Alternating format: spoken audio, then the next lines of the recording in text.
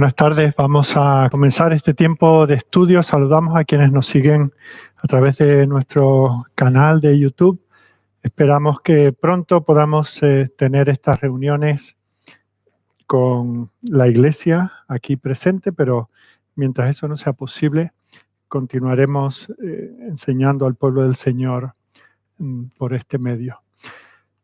Esta tarde vamos a continuar el estudio del libro de los Hechos de los Apóstoles. Vamos a llegar al capítulo 25, del cual vamos a ver la primera parte, los versículos del 1 al 12.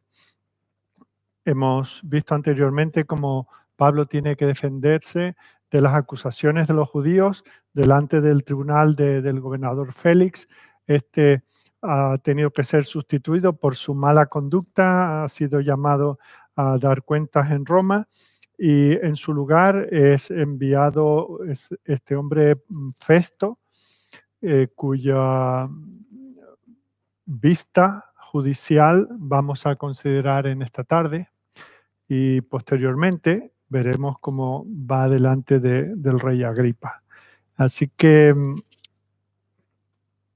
entiendo que se está escuchando en condiciones, así que vamos a pedir la bendición al Señor sobre este tiempo de estudio. Señor Dios y Padre nuestro que estás en los cielos, queremos darte las gracias porque nos permites acercarnos a ti. Tú eres bueno y generoso, solamente porque tú has abierto un camino a través de la vida de tu Hijo, de su muerte en la cruz, de su resurrección, de su presencia a tu diestra, habiendo culminado la obra de la redención. Nos has abierto el camino para poder ir a ti, para reconocer, Señor, nuestra necesidad de ti. Somos dependientes, no encontramos, Señor, nuestra perfección, nuestra realización como personas en forjarnos a nosotros mismos, sino en dejar que tú nos forjes. Y eso lo haces por tu Espíritu que actúa por tu palabra. Y por eso tenemos como un gran privilegio poder una vez más desde este lugar abrir tu palabra, leerla y tratar de sacar las lecciones que puedan conducirnos a ser cristianos que te honran, a tomar decisiones en momentos críticos, como vamos a ver hoy, no siguiendo nuestra propia conveniencia, no siguiendo los criterios de la mente carnal, sino siguiendo las directrices de tu palabra. Gracias, Señor, por haber dejado este relato tan magnífico de los inicios en aquel primer siglo de la expansión de la iglesia, cumpliendo tus propósitos eternos. Y te damos gracias, Señor, porque eso ha continuado hasta nuestros días. El Evangelio ha llegado hasta nosotros, no solamente en forma de un libro impreso, sino que por tu Espíritu ha llegado en poder a nuestros corazones, nos ha regenerado y nos está transformando. Te pedimos que quedes con nosotros ahora, que bendigas a cada uno de aquellos que, sea en estos momentos o posteriormente, siguiendo esta grabación, puedan conectar con este estudio de tu palabra, que sea de bendición para sus almas y que tú te glorifiques en todo ello.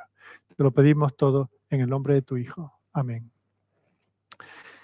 Pues vamos a dar lectura al capítulo 25 de Hechos, a los versículos 1 al 12, y luego pasaremos a considerarlos. Dice así la palabra del Señor: Llegado pues Festo a la provincia, subió de Cesarea a Jerusalén 3 días después. Y los principales sacerdotes y los más influyentes de los judíos se presentaron ante él contra Pablo y le rogaron, pidiendo contra él como gracia que le hiciese traer a Jerusalén, preparando ellos una celada para matarle en el camino. Pero Festo respondió que Pablo estaba custodiado en Cesarea, a donde él mismo partiría en breve.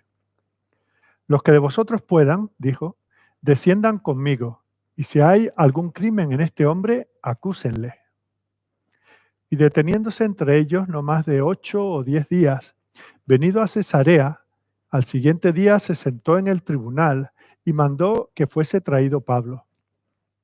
Cuando éste llegó, lo rodearon los judíos que habían venido de Jerusalén, presentando contra él muchas y graves acusaciones, las cuales no podían probar, alegando Pablo en su defensa: ni contra la ley de los judíos, ni contra el templo, ni contra César he pecado en nada. Pero Festo, queriendo congraciarse con los judíos, respondiendo a Pablo, dijo: ¿quieres subir a Jerusalén y allá ser juzgado de estas cosas delante de mí? Pablo dijo: ante el tribunal de César estoy, donde debo ser juzgado. A los judíos no les he hecho ningún agravio, como tú sabes muy bien, porque si algún agravio o cosa alguna digna de muerte he hecho, no rehúso morir.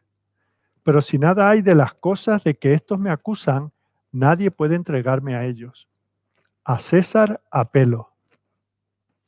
Entonces Festo, habiendo hablado con el consejo, respondió: a César has apelado, a César irás.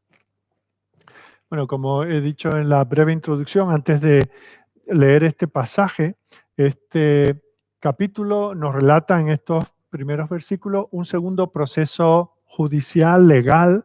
Lo último que ha dicho Pablo, él reconoce ese tribunal civil, reconoce que tienen derecho a juzgarle, no así los judíos, que son los instigadores de esa acusación, dice el versículo 10, con ellos no tenía ningún agravio, no había hecho nada malo, pero ante el tribunal civil, si había alguna acusación, él estaba dispuesto a ser juzgado.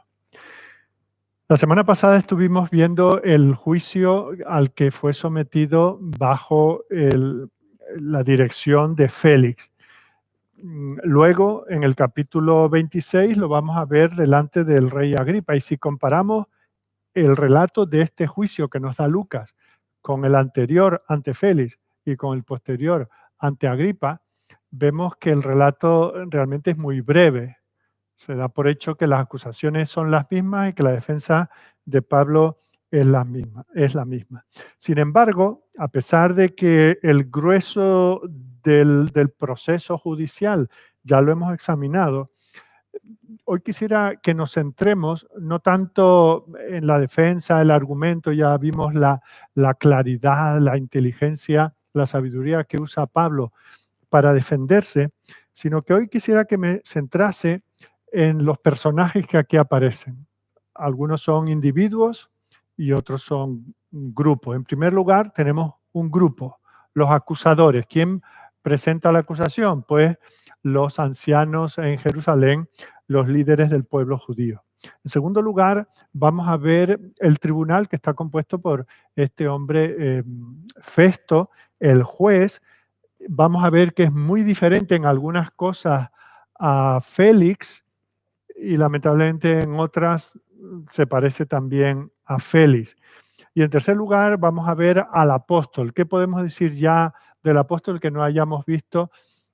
No solamente el estudio de los capítulos anteriores, sino también cuando hemos estudiado otras cartas del apóstol aquí en esta misma congregación. Pero sí vamos a verle en esta situación, en este caso, cómo actúa y por qué actúa de la manera que lo hace. Así que recordemos, serán nuestros 3 puntos en esta tarde. Vamos a ver a los acusadores, vamos a ver al juez y vamos a ver al acusado, que es Pablo. Empezamos con los judíos. Aquí, al ver a los judíos, podemos ver cómo ilustran lo que podríamos decir o denominar los efectos corrosivos de la religión sin Dios. Los efectos corrosivos de la religión sin Dios. Cuando una persona es religiosa, puede ser incluso muy religiosa, usando términos contemporáneos, súper religioso, pero si no están en contacto con Dios, eso que podría parecer una ventaja, que uno dice, hombre, pero no nos vas a decir que ser religioso es malo, ¿verdad? Y a veces tenemos ese concepto que una persona, aunque no haya nacido de nuevo, aunque lo que cree no o medio cree no sea del todo correcto, aunque tenga unas lagunas o unos errores absolutos en cuanto a su teología, pero pensamos, bueno, mejor que sea creyente que incrédulo. Siempre actuamos con esa premisa, mejor ser religioso que serlo. Pero aquí lo podemos ver en otro pasaje, pero este es el que nos centra el pensamiento en esta tarde. No es necesariamente así, y este es el caso. La religión puede ser un elemento corruptor en la mente de una persona. ¿Por qué? Porque la religión, simplemente la que sea, incluso el cristianismo sin Cristo, el cristianismo como pura religión, ¿qué es lo que nos da? Nos da un barniz de religiosidad, nos da una apariencia, nos da un nombre. La gente o algunas personas pueden dar por hecho que como somos religiosos, pues tenemos esta ventaja o actuaremos mejor, seremos mejores personas, simplemente por el hecho de serlo comparado con aquellos que niegan la existencia de Dios, por ejemplo. Pero luego cuando miramos a la historia, por ejemplo, nos damos cuenta de que, no digo las peores barbaridades, porque las peores barbaridades no se han hecho en la historia de la humanidad, no se han hecho en el nombre de Dios, pero muchas sí se han hecho en el nombre de Dios, en el nombre de la religión.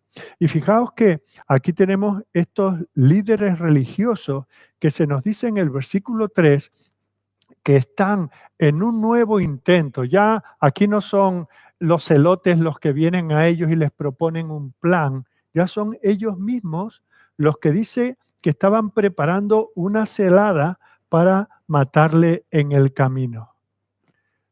Estos hombres, a veces menospreciamos a estos líderes, pero si nos damos cuenta desde la perspectiva de ser el pueblo de Dios, de ser el pueblo, podríamos decir, hasta ese momento al menos, el pueblo más ilustrado de toda la humanidad. A ellos Dios les había dado la sabiduría de la palabra. Ellos eran los portadores, los custodios de la revelación divina, de la Biblia.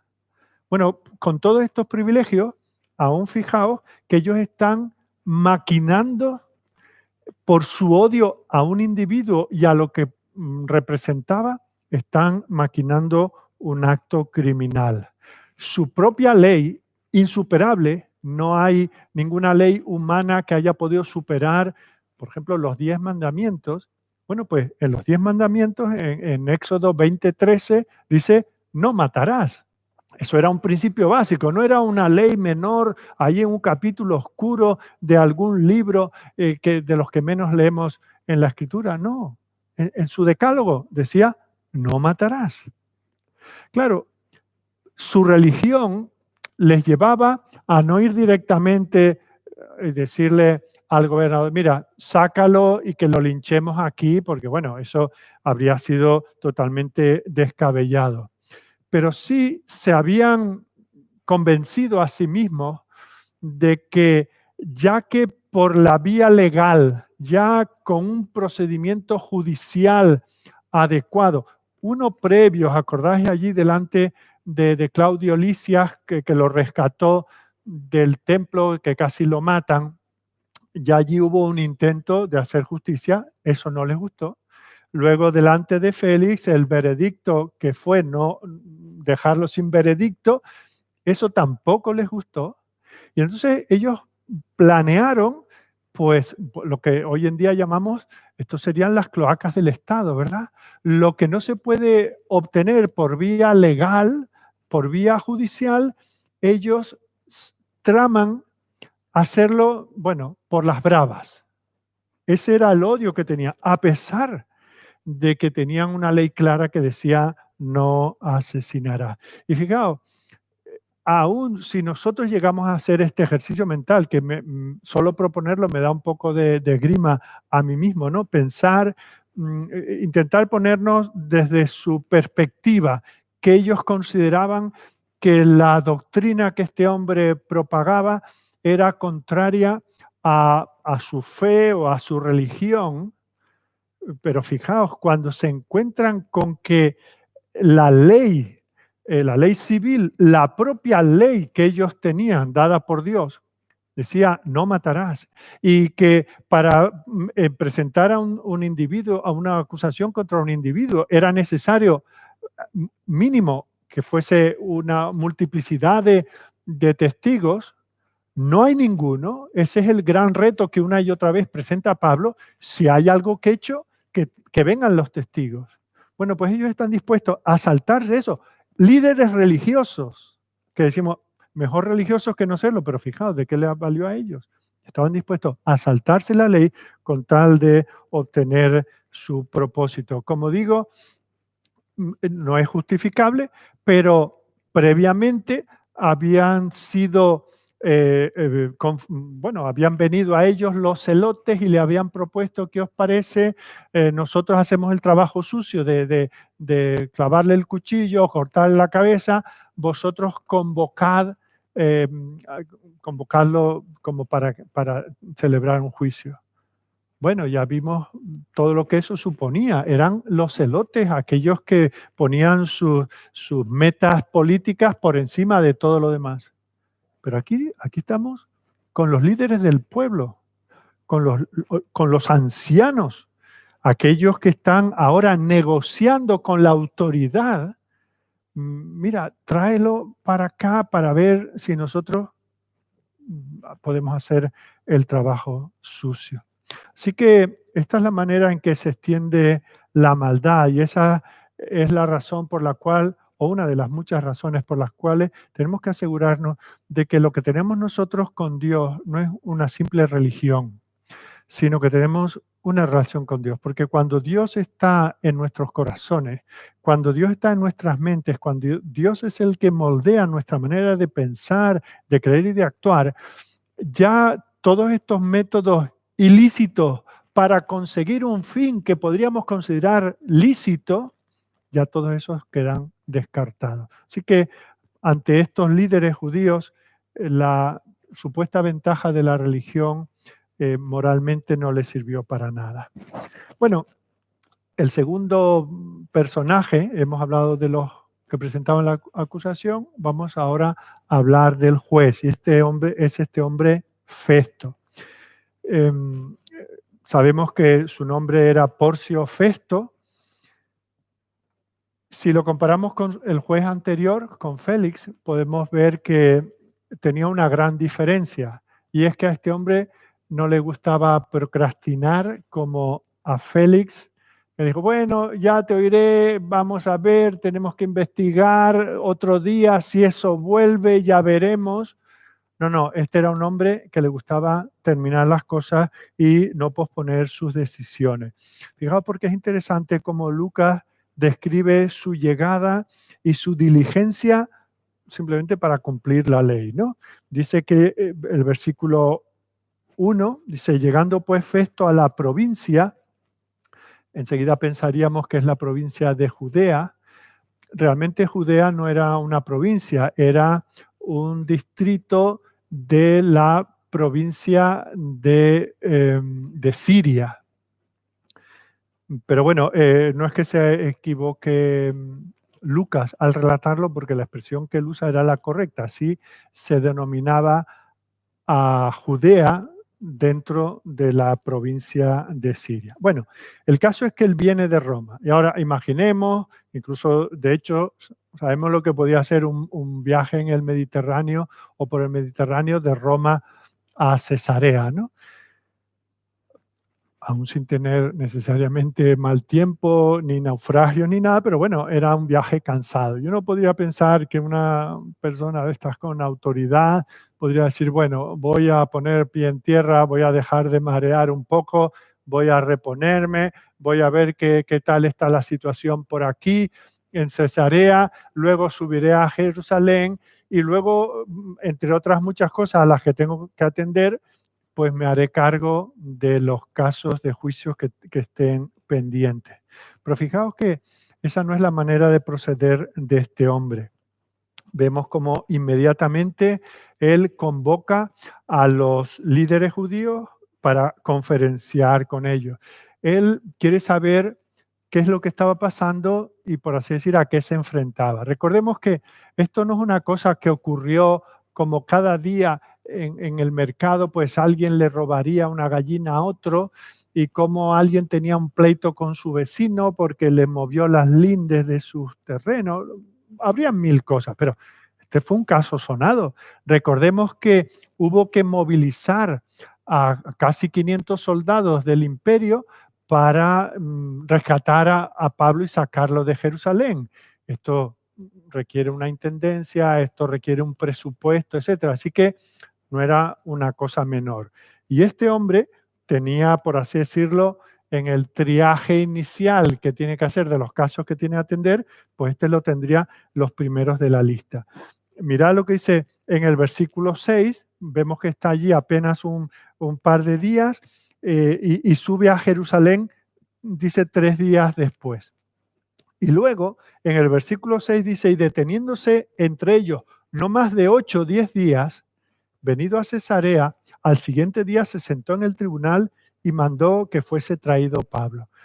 Aquí, y no solamente lo hace Lucas, aquí lo vemos también en los evangelios, cuando los autores de los evangelistas tratan de mostrar una concatenación de acontecimientos, usan esas expresiones que usamos también nosotros.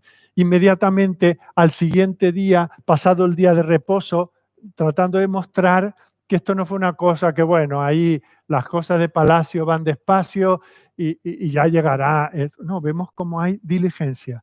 Está 3 días en Cesarea, va a Jerusalén, tendría distintos asuntos que tratar aquí, pero al siguiente día dice, se sentó en el tribunal y mandó que fuese traído Pablo. Vemos que, como digo, a diferencia de Félix, este es un hombre que asume sus responsabilidades sin dilación. Y entonces le dice a los ancianos allí en Jerusalén que, que si quieren tener una vista oral para confrontar al acusado, tendrían que venirse con él a Cesarea.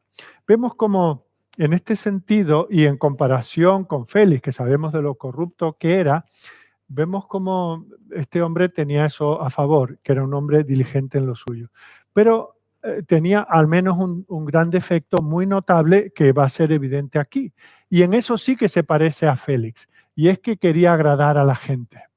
Era, como decimos en lenguaje popular, era un bien queda, ¿no? Quería mostrarse favorable a los judíos. Y uno, en un sentido, puede entender cuando alguien está en una posición de gobierno, de autoridad, piensa que qué malo puede haber en que uno se lleve bien con aquellos que son administrados. Si yo administro a varios soldados, si soy un sargento, o si yo administro una hacienda a los empleados, o si yo administro un pueblo siendo el alcalde, oye, mejor llevarse bien con las personas, ¿no? O sea que malo no parece eso. Pero fijaos que cuando se trata de un asunto legal, ahí cualquier parcialidad ya es injusticia. Ponerse incluso, aunque él no era judío y por supuesto no tenía por qué conocer la ley del Señor, pero el Señor nos lo dice en más de una ocasión en el Antiguo Testamento, que no debemos mostrar parcialidad ni con el rico por ser rico, ni con el pobre por ser pobre, con ninguno. Así que vemos como él ya, y lo deja claro aquí Lucas, ¿no? Él era parcial. Y fijaos que aquí no se trataba, la acusación no era un asunto menor, que en el peor de los casos Pablo tenía que estar unos meses en el calabozo, o tenía que pagar una multa, o que hacer unos trabajos forzados, o que ser exiliado durante varios años. No, no, se estaba pidiendo la pena capital. Es que a este hombre le podían cortar la cabeza. Así que cualquier disposición. Igual, si hubiese dicho, no, no, se quería congraciar con Pablo porque le podía convenir por esto o lo otro, tampoco hubiera sido justo. Así que vemos que esto es un detalle que nos deja aquí Lucas, ¿no? Y claro, Pablo, que no era un niño, que era un hombre experimentado, sabía de todo aquello. Así que en el versículo 10 leemos que dice, a los judíos no les he hecho ningún agravio, como tú sabes muy bien. Fíjate, él ya percibe que este hombre quiere congraciarse con los judíos. Dice, con esos con los que tú te quieres poner eh, favorable, a eso no le he hecho ningún agravio. Y claro, tenemos también que pensar, y por eso es que con tan pocas palabras Lucas, al describirnos esta situación y estos personajes, está haciendo que nosotros entendamos que un hombre que actúa con tanta diligencia, que no llega y se toma un fin de semana de descanso, que no sube cuando puede a Jerusalén y luego está ahí un tiempo y pide que le cambien el mobiliario, como hacen todos los presidentes cuando llegan al poder, ¿verdad? Primero tienen que cambiar las cortinas y el sofá. No, él va a lo que tiene que ir. Si en esto él es activo y es un hombre responsable, ¿no habrá leído él los expedientes? ¿No habrá leído, por ejemplo, el expediente de Claudio Lisias que envió a Félix cuando envió con aquellos 470 hombres de noche a Pablo a Cesarea? Pues tenemos que dar por supuesto que sí. Era un hombre que no dijo, bueno, ¿de qué va todo esto? Y un momento el secretario al oído le contó lo que pasaba. Estaba bien documentado. Por eso Pablo le dice, como tú sabes muy bien en el versículo 10. Pero claro, el problema es que este hombre quería congraciarse con los judíos. Festo estaba siendo parcial. Y ahora, antes de continuar y un poco despellejar a este hombre, como en un sentido merece, tenemos que preguntarnos si esto no ocurre también con nosotros en alguna manera, si no ocurre en nuestros juicios que hacemos desde que éramos pequeños con nuestros hermanos, desde que hemos sido padres con nuestros hijos, desde que pertenecemos a la familia de Dios con los hermanos.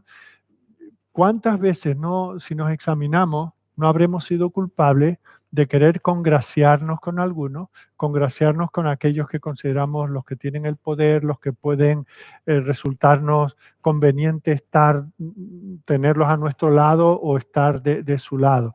Bueno, pues cada uno que se examine, y si es así, pues debemos arrepentirnos de ello y a conciencia no ser nunca así, ser imparciales siempre en el juicio de lo que ocurre.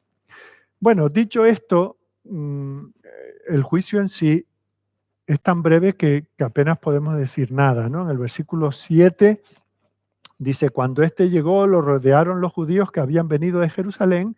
Fijaos, la comitiva ahora ha vuelto a Cesarea, vienen los judíos desde Jerusalén y dice, presentaban contra él muchas y graves acusaciones, pero luego añade Lucas, las cuales no podían probar. Allí le acusaron de todo lo que les apetecía, no podían probar esas acusaciones. Lucas ni se molesta en explicarnos cuáles son. Eran muchas, eran graves, pero él ya, por lo que ha dicho anteriormente en el juicio ante Félix y por la propia defensa que hace Pablo, podemos deducir en qué se centraban las tres grandes acusaciones. En el versículo 8, Pablo dice en su defensa, no he pecado ni contra la ley de los judíos, ni contra el templo, ni contra César. O sea que básicamente eran tres acusaciones. La primera, de herejía. Supuestamente había dicho algo contra la ley de Dios. Y él dice, en eso no he pecado, contra eso no hay nadie que me pueda acusar. En segundo lugar, le acusaban de sacrilegio, de haber profanado el templo. Y de nuevo, ya le había dicho, y posiblemente si aquí hubo un desarrollo de su defensa, habrá dicho algo parecido a lo que dijo ante Félix, que no había uno solo que pudiese presentar pruebas contra él, porque él había ido más bien purificado y purificándose al templo. Y luego la tercera acusación era de traición, de que él había dicho o hecho algo contra el César. Y de nuevo, para eso no tenía ninguna prueba. Ahora, es interesante que estas fueron las tres acusaciones que también se presentaron contra nuestro Señor. En primer lugar, se le acusó de herejía. ¿Por qué? Porque supuestamente había quebrantado el sábado, no había observado la ley sobre el sábado correctamente. En segundo lugar, se le acusaba de sacrilegio porque había profetizado la destrucción del templo. Aquello que, humanamente hablando, era, si se hubiese referido al edificio, al templo en Jerusalén, era imposible que un hombre lo destruyese en un día, pero bueno, aprovecharon para acusarle. Y también le acusaban de traición porque decía, este se erige como rey para derrocar o para destronar al César. Si os dais cuenta, perdón, son las mismas acusaciones. Y como sucedió aquí en este caso, lo mismo con Pilato, no podían probar nada. Y como en este caso, Pilato tampoco pudo encontrar a Jesús culpable de nada de eso. Entonces, ¿por qué sacamos esto a colación? Porque hay una cosa en común. También Pilatos quiso congraciarse con los judíos. Le convenía para la paz romana en aquel lugar, le convenía mejor la muerte de uno que tener ahí una protesta constante, y por eso vemos como consciente en su muerte.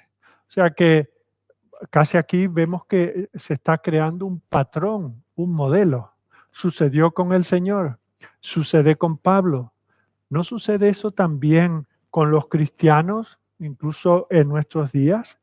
¿De qué se les acusa? Tal vez en este país, en España, a día de hoy, pues no de una manera tan clara, pero ¿de qué se les acusa muchas veces a los cristianos? Bueno, que no ven las cosas como los demás, que no entran por vereda, que no se someten, que tienen otras prioridades, que parece como si fuese una casta aparte, gente aparte, que no se someten a los dictados de la sociedad, a la manera de ver las cosas que tiene el mundo. Y vemos cómo en un sentido tienen razón, pero en otro sentido es una acusación inválida, porque los cristianos, no los que llevan ese nombre, sino los que realmente lo somos, sabemos que las autoridades están puestas de parte del Señor y nos sometemos a ellas, excepto cuando se quieren poner por encima de Dios. En ese caso, no es una obligación servir a Dios y obedecer a Dios antes que a los hombres. Otra acusación es que no nos sometemos a la religión de las personas entre las que vivimos. Fijaos, a los primeros que se les llamó ateos eran los cristianos. Y uno dice, ¿cómo puede ser eso? Sí, porque desde los primeros siglos ellos negaban la existencia de ningún Dios excepto el Dios trino revelado en las Escrituras. Por lo tanto, eran ateos, contrarios a Dios. Y en culturas politeístas, la gente está acostumbrada a tolerar cada uno, y, por ejemplo, aquí en una cultura católica como donde nosotros vivimos, aunque cada vez menos, pero bueno, no sé si habéis escuchado alguna discusión en algún caso. No, es que yo soy devoto de la Virgen de no sé qué y de la otra, y dos personas peleándose porque Virgen tiene más capacidad que otra, o que Cristo tiene más autoridad o hace más milagros que otro. Ellos están dispuestos a creer lo que quieran. Incluso están dispuestos a tolerarnos que nosotros creamos otra cosa. Pero cuando nosotros decimos que lo que nosotros creemos anula todo lo demás, en la India tienen 300 millones de dioses. Uno más, ¿qué más da? Entonces, si tú dices que eres cristiano, eso no les importa. Pero dice que solo hay un Dios, entonces eso sí que les molesta, por eso sí que te apedrean. Y de hecho está sucediendo en muchos lugares eso.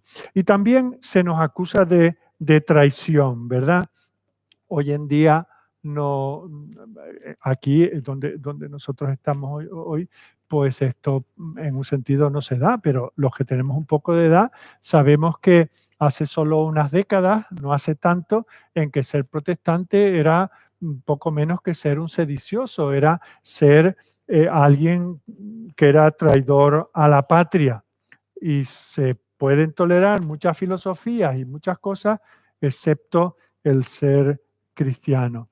Pero fijaos cómo si hay esa similitud entre las acusaciones a nuestro Señor Jesucristo, la acusación a Pablo y la acusación a la iglesia, vemos como con todo eso el apóstol dice una y otra vez, apela a lo mismo, a que él tiene una buena conciencia, que él no se desvía. Fijaos cómo ante Félix él hace una defensa de que esto que llaman secta, pero que él llama el camino, realmente no es algo completamente distinto a lo que ellos creían. Dice, no, es que esta es la verdad. De este camino ellos se han desviado. Y en este caso, porque esa era la acusación principal, este es el cabecilla de una secta, pero fijaos cómo aquí él hace el énfasis que hace en su lealtad al emperador. Porque él está diciendo que en un tribunal religioso no hay acusación que valga contra él, porque él tiene la esperanza que ellos mismos albergan. Así que ante este tribunal, que él reconoce como un tribunal legal, dice, estoy ante el tribunal de César, el versículo 10. Ante el tribunal de César estoy. No estoy en un tribunal religioso.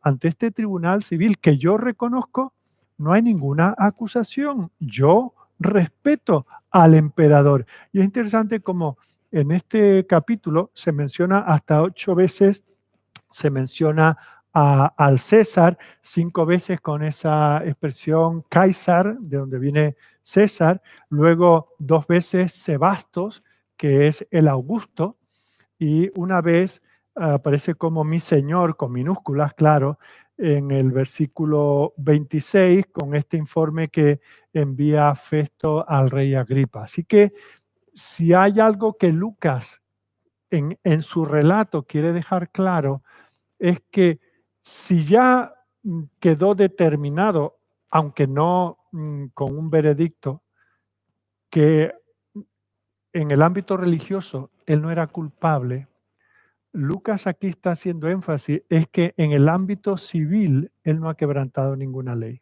Le pueden acusar de lo que quieran, eso es libre cualquiera de acusar, pero vemos como él no está levantando, porque es que una de las cosas que le acusaban, es que por todo el imperio, es que si hay alguien que va a derrocar a César, este es Saulo de Tarso, y él dice que de eso no hay nada, ¿no? Y por eso dice Lucas en el versículo 7, que presentaron contra él muchas y graves acusaciones, las cuales no podían probar. Habían acusado a Pablo de causar problemas por todo el imperio, no había ni un solo testigo.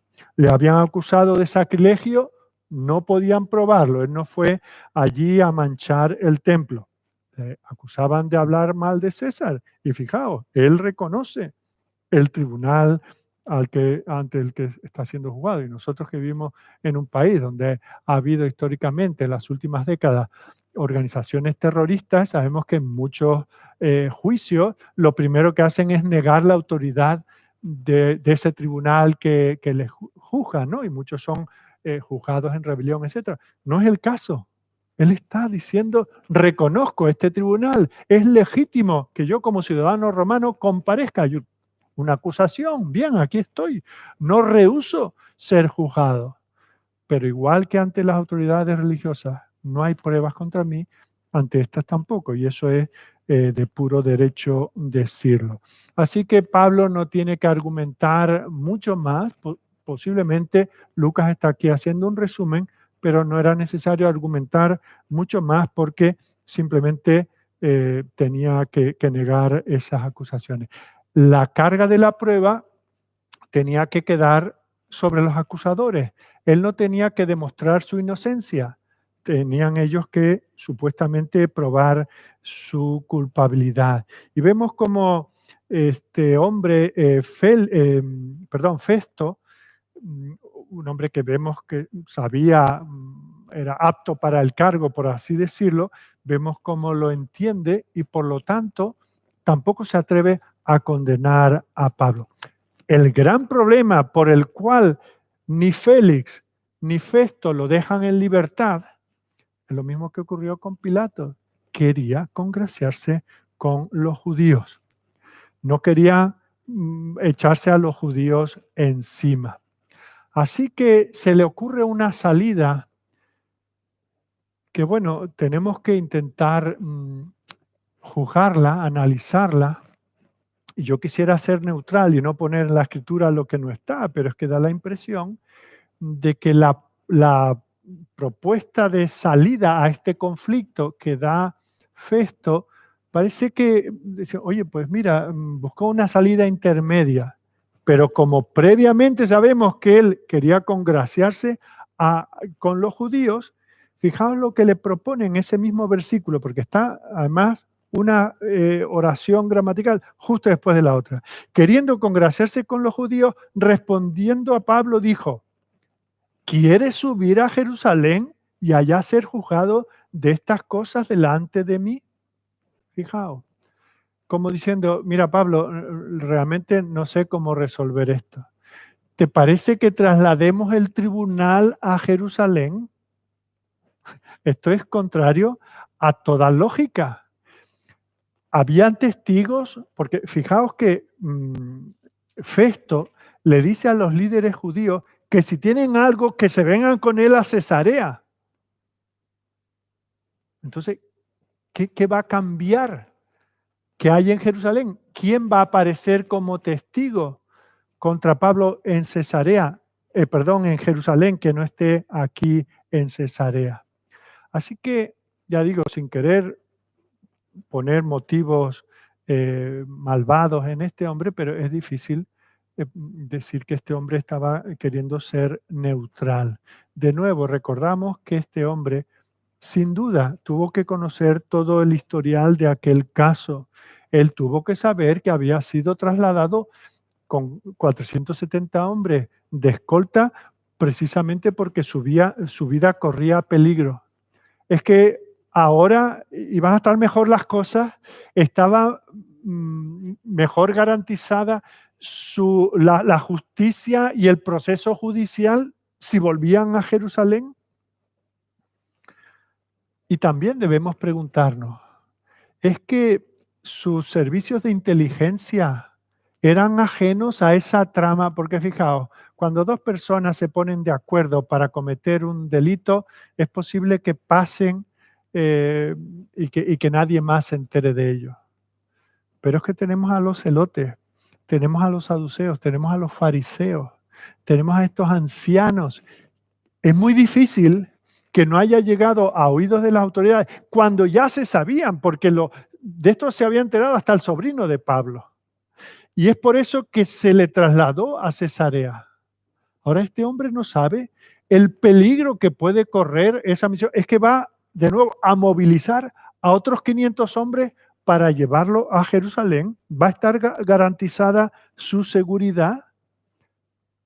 ¿No ha leído en la carta de Claudio Lisias, aquel comandante de la guarnición en Jerusalén, que envió junto con aquellos hombres cuando libró a Pablo de ser muerto allí en Jerusalén?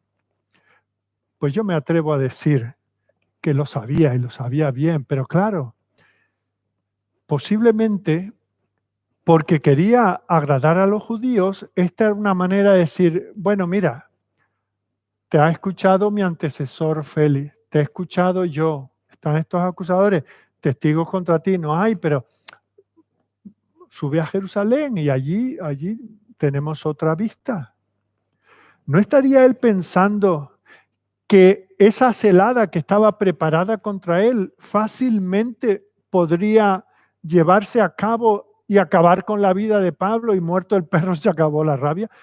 Pues yo me inclino a pensar que sí. Y este hombre luego habría dicho el típico, uy, fíjate tú lo que ha pasado, yo que lo juzgué aquí y no me atreví a condenarlo, ahora lo envío a Jerusalén por su propio bien, para que él pueda allí tener una defensa justa. Y fíjate, en un estrecho allí lo atacaron y lo mataron y de alguna manera se lavaba las manos, de nuevo actuando ahí las cloacas del Estado, dando una salida a aquello que de momento estaba siendo un gran problema. Es más, otra razón por la que me atrevo a considerar esto desde esta perspectiva es por lo que dice Pablo. En respuesta a esta propuesta de Festo, él no dice, Sí, venga. Y fijaos, si había alguien que había tenido empeño para ir a Jerusalén en un momento dado, era Pablo. Hasta cuando el Espíritu le dice que no debería subir, él sube. Y ahora él se huele lo que está pasando. Y él dice, no, no, yo ya estoy ante el tribunal máximo, la mayor autoridad es el tribunal oficial de César. A mí no se me ha perdido nada en Jerusalén. Así que lo único, ante esta propuesta dice no. Lo único que yo acepto es, por así decir, el Tribunal Supremo. Ya que este tribunal provincial me ha juzgado y no me ha visto culpable, yo apelo como ciudadano romano a aquello a lo que tengo derecho, y es a ser oído en Roma. Y por eso no permite que Festo se quite el muerto de encima, sino dice a César apelo.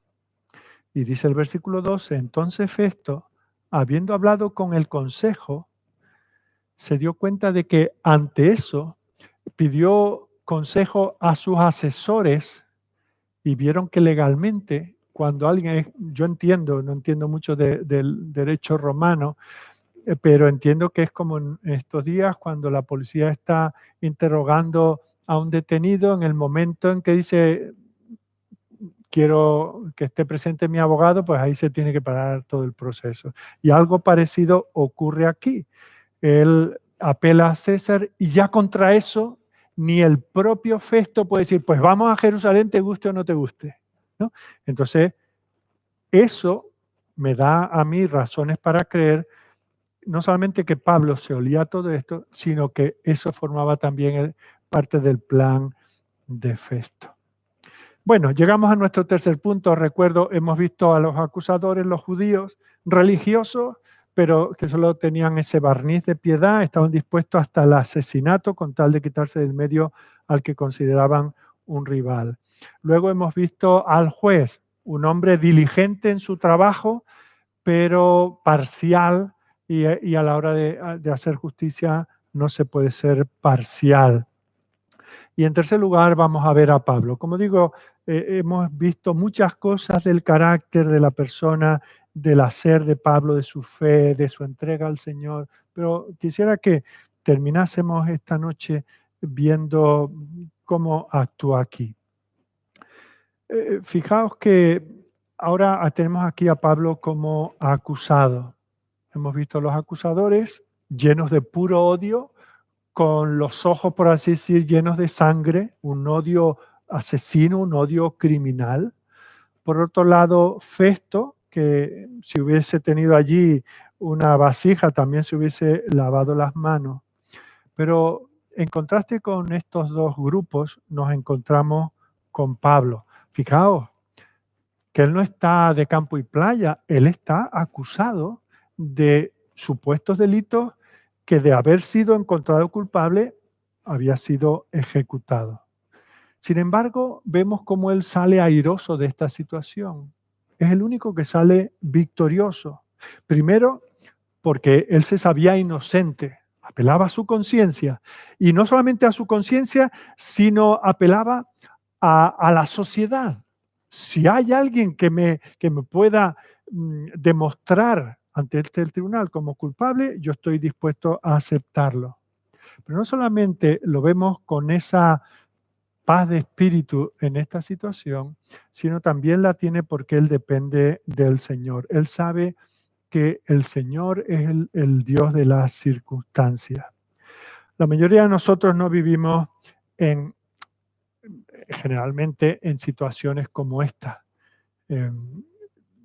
Gracias a Dios, nosotros hoy que vivimos en España en el siglo XXI, nos pueden decir mil cosas, pero no nos encontramos con que pueden ejecutarnos por creer lo que creemos. Pero sí, en otro grado, sí nos vemos muchas veces abusados por causa de nuestra fe, acusados, tratados injustamente por causa de nuestra fe.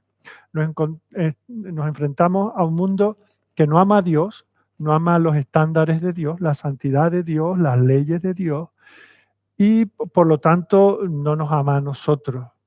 nos puede amar como buenos familiares, buenos vecinos, buenos compañeros de trabajo, pero en cuanto sale a la luz cuál es la esencia de nuestra existencia, que vivimos por Dios y para Dios, entonces ya aquí empiezan las acusaciones, ya empieza, ay, tú eres cristiano y haces esto, ay, vosotros, ay, mira al cristiano, no sé qué, empiezan estas cosas, esa especie de bullying espiritual que se nos hace. Y claro, y ahí nos vemos nosotros eh, presionados para transigir, para llegar a negociar con aquellos que están a nuestro alrededor. Somos humanos, somos débiles y tenemos que afrontar esas presiones. ¿Por qué? Porque la sociedad nos dice, mira, este es el guión, esto es lo que hay que hacer, mientras te muevas por este camino no vas a tener problemas. Pasa con muchas personas en sus lugares de trabajo. Un cristiano llega con una ética de trabajo. Nuestro hermano Alberto, antes de toda esta situación, estaba dándonos un curso sobre ética laboral, ¿verdad? Y en algunos ejemplos que él ha puesto hemos visto eso, ¿no? Un cristiano que sabe que le pagan por trabajar, pero se encuentra con que allí está o bien el sindicato o bien los simples compañeros que dicen, un momento, para que nosotros aquí llevamos otro ritmo. No quieras venir tú aquí a estropearnos el chiringuito siendo fiel, siendo honesto, trabajando por lo que te pagan, etcétera, ¿no? Y lo mismo en tantos contextos, ¿verdad? Se nos invita primero con buenas palabras y luego ya con acusaciones más directas.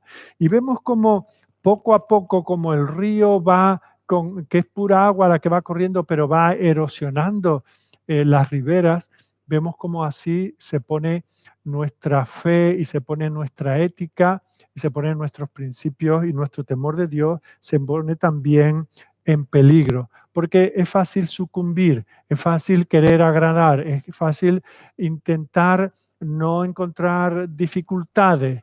¿Quién quiere, por el puro gusto de vivir malas experiencias, ser acusado, ser torpedeado? Así que si tratamos de mantenernos firmes, eh, pues nos va a pasar como al apóstol. Fijaos que la historia pudo haber sido muy diferente. Imaginaos que Pablo cuando llega allá a Jerusalén se sienta y habla, porque ya lo hacía. Pablo no se había hecho judiofóbico. Él a cualquier ciudad o pueblo que iba a la sinagoga. Era su plan de trabajo. Él podía haber hablado con 2 o 3, los principales, un grupo pequeño y hablar, bueno, yo soy Pablo, era uno de vosotros, ahora llevo ya 20 años dando vueltas por el mundo, estoy hablando del Mesías en que vosotros creéis y tal, tengo unas pequeñas diferencias, pero bueno, yo os dejo a vosotros este terreno, yo aquí en Jerusalén apenas estoy de paso, mm, yo voy al mundo gentil, que hay 4 hermanos nuestros por ahí reunidos en 4 sinagogas, he llegado a sitios como Filipos, donde son tan pocos que no hay ni para constituir una sinagoga, cada uno que se quede con su parcela y no tenemos por qué enfrentarnos, ¿verdad? Pero fijaos cómo Pablo no podía negociar. Eso era lo fácil y la historia hubiera sido muy diferente. No sabemos cómo había acabado, pero podía haber sido diferente. Pero es que con la palabra de Dios, con el Evangelio no se puede negociar. No estamos autorizados a hacerlo. Y vemos cómo esto es lo que pasa con Pablo. Ahora, porque no podemos negociar y porque no podemos transigir, entonces, ¿qué es lo que tenemos que hacer? Bueno, pues vamos a ver 3 cosas, que es mi consejo y mi aplicación para nosotros y para los que nos siguen desde casa en esta tarde. Cuando nosotros nos vemos en esa situación de vernos presionados, etcétera, eh, hay 3 cosas que podemos y debemos hacer. Lo primero es conocer, saber que nuestro Dios es un Dios soberano. Por muy difíciles que sean nuestras circunstancias, Dios está en ellas. Y cuando nosotros vemos las circunstancias, no desde la perspectiva humana, que parece que nos van a aplastar, sino que sabemos que esas circunstancias son dirigidas por Dios, orquestadas por Dios y que tienen un propósito dentro de su plan general para nosotros, eso en muchas ocasiones no va a aliviar las circunstancias, pero sí nos va a ayudar a vivir en medio de ellas. Tenemos que saber que Dios tiene un propósito para nosotros. Y eso es lo que, por ejemplo, llevó a aquellos hombres, Sadrach, Mesach y Abednego, a mantenerse en pie cuando el hombre más poderoso de la tierra en aquel momento, Nabucodonosor, el rey de Babilonia, puso allí en la llanura de Dura aquella estatua que representaba el poder de Babilonia. Y ellos podían haber dicho, mira, estamos aquí, nos integramos, no nos metemos en problemas, esto es un momento, es una genuflexión que hacemos aquí, tampoco estar toda la vida tumbados con la cara en el suelo, sino es un momento, es un acto puntual. Tampoco los que lo hacen convencidos, tampoco ellos creen que esto sea una deidad ni nada. Así que nos conformamos y no tenemos que darle cuentas a nadie, no. Ellos sabían que habían cosas en las, bueno, que me cambias el nombre, vale, llámame como quieras. ¿Que quieres que aprenda tu idioma? Lo aprendo. ¿Que vaya a tu universidad? Lo hago. Pero hay cosas en las que yo no puedo transigir. ¿Por qué fueron capaces de enfrentarse a todo un imperio? ¿Por qué fueron capaces de enfrentarse a un horno recalentado en el cual no fueron amenazados, es que fueron echados al horno? ¿Por qué? Porque confiaban en un Dios soberano. Sabían que Dios estaba por encima de las circunstancias. Y es por eso que responden a Nabucodonosor, fijaos, al emperador que los tenía en la puerta de aquel crematorio. ¿Y qué le dicen? En Daniel 3, 17 y 18 se recoge. Dice aquí, nuestro Dios, a quien servimos, puede librarnos del horno de fuego ardiendo. Y de tu mano, oh rey, nos librará. O sea, tú nos tienes agarrados, pero Él te puede soltar. Él es Dios sobre ti también. Dice, y si no, nosotros no tenemos garantizado de que vamos a salir vivos de esta. Pero si no, oh rey, que sepas que no serviremos a tus dioses, ni tampoco adoraremos la estatua que has levantado. Ellos sabían que Dios es soberano aún en los asuntos más diminutos de la vida. Eso es lo que también llevó a Pablo a decir, aún con aquellos avisos, es que cuando vayas a Jerusalén te van a atar, es que vas a perder la libertad y la vas a perder para siempre. Y cuando él ya había recibido palizas y allí en el propio templo la había recibido, pero él se mantuvo firme y fue capaz de, no desafiando con falta de respeto, pero ante aquel gobernador recién estrenado que querría incluso dar sentencias ejemplares, porque si le vacila a este Pablo, a partir de aquí cualquiera se le puede subir a la chepa, usando un lenguaje popular, ¿no? Pero vemos como él confía en el Señor. Lo que le pase está en las manos del Señor. Así que esa es la primera cosa cuando nos veamos en estas situaciones. La segunda cosa que podemos tomar de aquí como consejo, si una es conocer que Dios es soberano, la segunda es conocer bien la Biblia. Porque fijaos, generalmente cuando nos vemos en estas situaciones, no tenemos que escoger entre dos opuestos como blanco y negro. Eso sería fácil, ¿verdad? Porque sabemos que una cosa es lo que agrada a Dios y otra es lo que le desagrada. El problema es que somos tentados en las zonas grises. Y hay cosas que en principio nos parecen. Yo como pastor, la mayor parte de las veces que alguien de la iglesia me consulta algo, no es entre pecar así descaradamente y no pecar.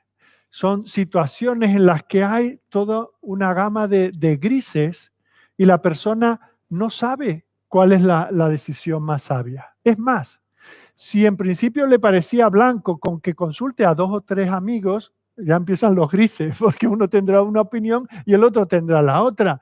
Y ya te preguntan, bueno, y lo que tú le dices también, pues le puede aportar un poco de luz, pero tampoco le da la respuesta definitiva. Bueno, pues precisamente por eso es importante, es imprescindible que conozcamos la Escritura para poder aplicarla, estudiándola, meditándola en ella, podemos aplicarla no solamente, porque ese es el error o uno de los errores que cometen los cristianos que no leen la Biblia, que no escudriñan las Escrituras. No están familiarizados con ellas para nada. Y lo que buscan es el versículo que diga exactamente lo que ellos quieren oír incluso aunque no les guste, pero si es una prohibición, oye, que esté ahí de claro. Y si es una luz verde para que siga adelante, lo quieren tener claro. Pero bueno, la casuística de los cristianos es tan amplia que la Biblia ocuparía miles de volúmenes si tuviese que darnos una respuesta clara a cada cosa. Por eso necesitamos conocer la Escritura, escudriñarla, estar familiarizados con ellas. ¿Para qué? Sí, sabiendo que Dios es soberano, tenemos que saber que Dios se ha revelado en su palabra y que ese conocimiento general nos va a ayudar a tomar decisiones puntuales. Así que primer consejo, conoce que Dios es soberano. Segundo, conoce las Escrituras.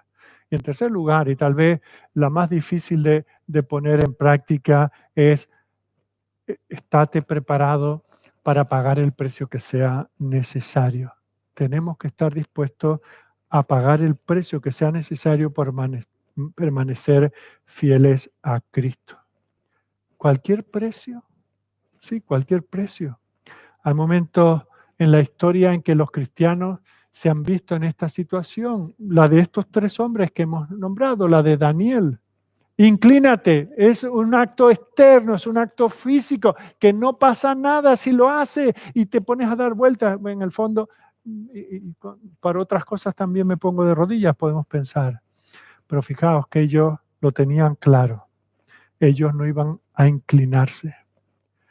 Y la historia de la iglesia está tachonada de hombres y mujeres de Dios que no estuvieron dispuestos a inclinarse, que estuvieron dispuestos a pagar cualquier precio, y el precio en muchos casos fue la muerte.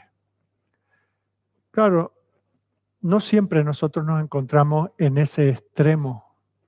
Muchas veces lo que podemos perder no es la vida, pero sí podemos perder la reputación de ser ese compañero amable, simpático, que todo el mundo habla bien de nosotros. Ahora se enteran de cuál es nuestra fe, de que no participamos. Nos invitan tal vez a una ceremonia de un supuesto matrimonio entre dos hombres o dos mujeres y nosotros no nos disculpamos diciendo, es que tengo ese sábado ya un compromiso. No decimos, no, yo es que no puedo participar porque yo creo que el matrimonio ha sido instituido por Dios para ser celebrado entre un hombre y una mujer y que es un reflejo de la relación de Cristo y su iglesia. Si nosotros decimos eso, no nos van a matar, pero ya nos van a señalar, ya nos van a poner nombres, ya van a llamarnos intransigentes. Muchas veces podrá pasar pues que podemos perder un ascenso en nuestro trabajo porque se nos ofrece algo que sabemos que implica tener que ceder a algunos principios cristianos. Pero es tan tentador poder acabar de pagar la hipoteca o comprar el coche nuevo o ir de vacaciones un poco más allá. ¿Os dais cuenta? Esas son más bien nuestra tentación. Hoy en día hay personas, se hablaba, el martes hablábamos y orábamos por Maldivas, ¿verdad? Donde la gente va allí a celebrar sus bodas y sus fiestas. Resulta que los que viven allí son perseguidos si eres cristiano por causa de tu fe. Gracias a Dios, esa no es nuestra situación. Pero en nuestro contexto, porque nuestros cuñados no hablen mal de nosotros, por no disgustar a nuestra madre porque es que está toda la familia, pero nosotros no participamos de este asunto. Son tantas las situaciones. Y nosotros tenemos, primero, que saber que Dios es soberano en esa situación. Tenemos que saber lo que dice la Biblia y, en tercer lugar, tenemos que estar dispuestos a pagar ese precio. Porque si sabemos que Dios es soberano y sabemos lo que dice la Escritura y no estamos dispuestos a pagar el precio, ¿qué somos? Fijaos, es que el Señor no llegó a acuerdos con Satanás para librarse de morir en la cruz para rescatar su pueblo. Él pagó el precio definitivo. Y lo mismo hicieron este hombre, Pablo. Dentro de muy pocos meses, poco más de un par de años, él acabó siendo ejecutado. ¿Qué pasa con nosotros? ¿Estamos dispuestos a pagar ese precio? A eso nos llama el Señor. Yo quería terminar con una historia. Pensaba hablaros de esto el domingo, pero creo que es muy adecuado esta ilustración que os voy a poner para terminar.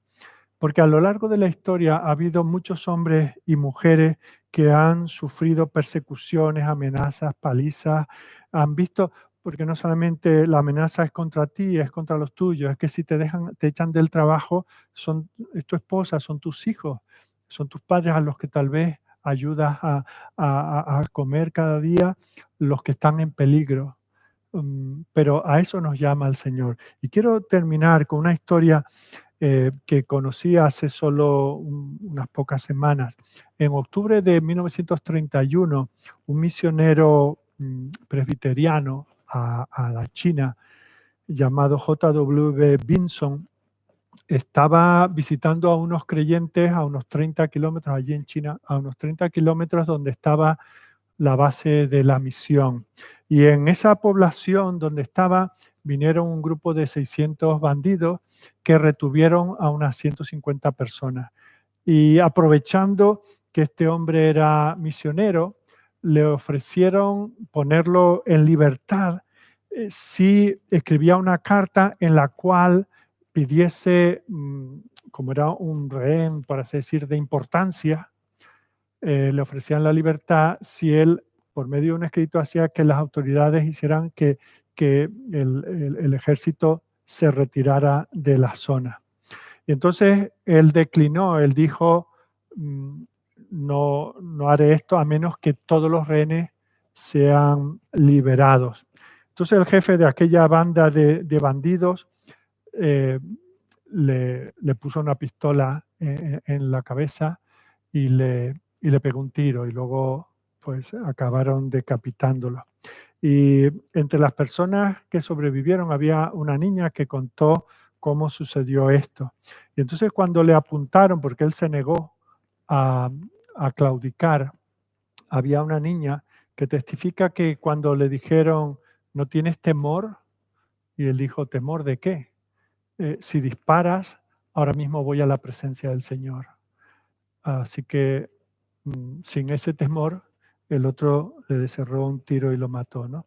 Y eso hizo que, conociendo la historia, un compañero de esa misión, de nombre E.H. Hamilton, escribió un poema que en estos días Santiago Míguez ha adaptado al español, incluso ha completado, tiene 5 estrofas, pero está un poco incompleto y él lo ha completado. Lo podéis oír, ha puesto música y lo podéis oír y aprender a cantar si vais a su canal de YouTube. Pero fijaos cómo aquí hay un hombre que ante una situación ahí de vida o muerte respondió de esta manera. ¿Temor de qué? ¿De la final liberación? ¿De no ver mal en perfección? ¿Del fin de toda esta tensión? ¿Temor? ¿Por qué? ¿Temor de qué? ¿De oír la voz del Salvador? ¿De ver el rostro del Señor y las heridas de su amor? ¿Temor? ¿Por qué? ¿Temor de qué? Cuando separe el corazón, oscuridad y luz en Sión, su llaga por mi curación. ¿Temor? ¿Por qué? ¿Temor de qué? ¿De aquel descanso celestial, sirviendo a Cristo sin final, con un servicio sin igual? ¿Temor? ¿Por qué? ¿Temor? ¿De qué? ¿De hacer lo que hago al fallecer? ¿De ver las almas florecer donde mi sangre vi verter? ¿Temor? ¿Por qué? ¿Temor de quién? ¿Del que me puede asesinar y el alma no puede matar? ¿Ante él me debo amedrentar? ¿Temer a quién? Temed a aquel que tras el cuerpo aniquilar en el infierno os puede echar. Es Dios quien debe hacer temblar. Temedle a Él. Oremos. Señor, danos esta valentía, danos este valor que caracterizó a tu Hijo, que caracterizó a aquella generación de apóstoles y que ha caracterizado a tantos mártires en la historia de la Iglesia. Señor, vivimos en una época tan cómoda. Vivimos, Señor, mejor que los reyes de tiempos pasados. Señor, ante cualquier peligro, nos encerramos en casa, esperamos que pase la tormenta. Hemos perdido la valentía, el valor, la hombría. Hemos perdido, Señor, el entendimiento de que tú nos llamas a defender tu causa y tu reino, que tenemos que ser soldados valientes para luchar y para defender tu honor. Señor, te damos gracias por este pasaje que hoy hemos considerado. Te damos gracias, Señor, porque aquí tú estuviste al lado de este tu siervo, le diste sabiduría para defender su causa, porque al fin y al cabo era la causa del Evangelio, la causa de la iglesia. Le diste, Señor, también protección. Y aunque los hombres habían maquinado contra él y estaban dispuestos a manchar sus manos con su sangre, tú, Señor, lo libraste. ¿Qué habríamos hecho nosotros, Señor? Tal vez habríamos cedido, tal vez habríamos negociado el hablar más bajo, el no tener una influencia tan grande, en limitar nuestra área de influencia. Pero, Señor, no había nada que negociar cuando se trataba de defender tu honor y tu evangelio. Haznos mirar, Señor, a la historia de la iglesia. Señor, llevamos el mismo nombre que esos cristianos de siglos, a los cuales, claro que les importaba su vida, claro que les importaba su reputación, claro que les importaban sus hijos y su familia, pero era más valioso para ellos su Salvador y el Evangelio que los había transformado que su propio bienestar y que su propia vida. Señor, danos siquiera un pequeño porcentaje de ese valor. Y que, Señor, nosotros que ahora mismo no estamos enfrentando ninguna amenaza tan grave como el apóstol hace 20 siglos, pero que estamos dispuestos a vendernos por muchísimo menos, que miremos el valor de aquellos hombres como Sadrach, Mesach, Abednego, como Daniel, como otros tantos, Señor, que pusieron en valor la meta de su fe más que una vida que al fin y al cabo a todos nos ha de llegar su fin en esta tierra. Y tenemos que preguntarnos si vamos a dejar atrás un testimonio de cobardía, de poco valor, o si con las fuerzas que tú nos des vamos a ser testigos hasta lo último de la tierra y hasta las últimas consecuencias. Señor, aplica tu palabra a nuestros corazones y que vayamos, como dice el himno que muchas veces cantamos, firmes y adelante, como huestes de la fe, sin temor alguno, porque tú, Señor, nos ves. Gloria a ti, Padre, en el nombre de Cristo. Amén.